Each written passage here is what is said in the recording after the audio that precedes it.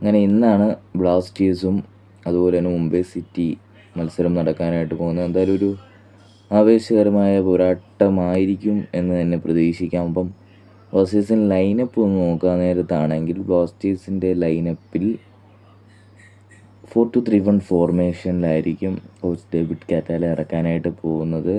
അപ്പോൾ ഗോൾ കീപ്പറായിട്ട് വരാനായിട്ട് സാധ്യതയുള്ളത് സച്ചിൻ സുരേഷാണ് ഗോൾ കീപ്പർ പൊസിഷനിൽ വരുന്നത്. റൈറ്റ് വിങ് ബാക്കായിട്ട് വരുന്നത് ഐബൻ ഡോംഗ്ലിങ്ങും ലെഫ്റ്റ് വിങ് ബാക്കായിട്ട് നവോച്ചയുമായിരിക്കും വരാനായിട്ട് പോകുന്നത്. സഗീഫിനെ മാറ്റി നിർത്തിയിട്ട് നവോച്ചയായിരിക്കും വരാൻ പോകുന്നത്. സെൻട്രൽ ബാക്കിൽ ഒയ്മർ ബായും അതുപോലെ തന്നെ ബിഗാജ് സിംഗും ആയിരിക്കും വരുന്നത്. മിഡ്ഫീൽഡ്സ് വരുമ്പോൾ വിപിൻ ആൻഡ് ഡാനിഷ് ആയിരിക്കും.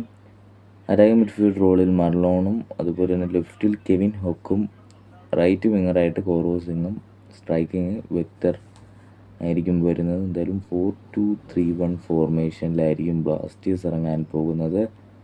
എന്തായാലും മറുഭാഗത്ത് 4-4-2 ഫോർമേഷനിൽ തന്നെ മുംബൈ സിറ്റി ഇറങ്ങുമെന്ന് ഞാൻ പ്രതീക്ഷിക്കുന്നു. ഗോൾ കീപ്പറായി കൊണ്ട് TP റക്കനേഷും അതുപോലെ തന്നെ റൈറ്റ് ബാക്കിൽ വൽപുയ, ലെഫ്റ്റ് ബാക്കിൽ ആകാശ് മിശ്ര, സെൻട്രൽ ബാക്കിൽ പൻവാറും അതുപോലെ തന്നെ ന്യൂനോ റൈസും, റൈറ്റ് വിങ്ങറായിട്ട് ചാൻതെ, സെൻട്രൽ മിഡ്ഫീൽഡിൽ കൈക്കോ ജോണി കാക്കോയും അതുപോലെ തന്നെ ബൈവിൻ ലുങ്ക, ലെഫ്റ്റ് വിങ്ങിൽ ബ്രാൻഡൻ വരും ലെഫ്റ്റ് വിങ്ങർ റോളിൽ. സ്ട്രൈക്കിംഗ് പൊസിഷനിൽ പെരാഡൈസും ഓർഗെ ഓർട്ടിസ്റ്റും 4-4-2 ഫോർമേഷനിലായിരിക്കും മുംബൈ സിറ്റി FC വരാനായിട്ട് പോകുന്നത്. എന്തായാലും ഒരു കിടിലം പ്രകടനം തന്നെ കാഴ്ചവെക്കുമെന്ന് തന്നെ പ്രതീക്ഷിക്കാം. ബ്ലാസ്റ്റേഴ്സ് ഇന്നത്തെ മത്സരം വിജയിച്ചേ പറ്റൂ.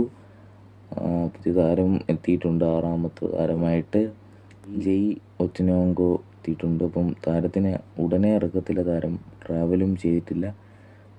താരം ഇനി വരും മത്സരത്തിൽ കാണാം എന്ന് തന്നെ നമുക്ക് പ്രതീക്ഷിക്കാം. എന്തായാലും കിട്ടില്ല പോരാട്ടം ഇന്ന് കൊച്ചിയിൽ 7:30 കാണും എന്ന് തന്നെ നമുക്ക് പ്രതീക്ഷിക്കാം.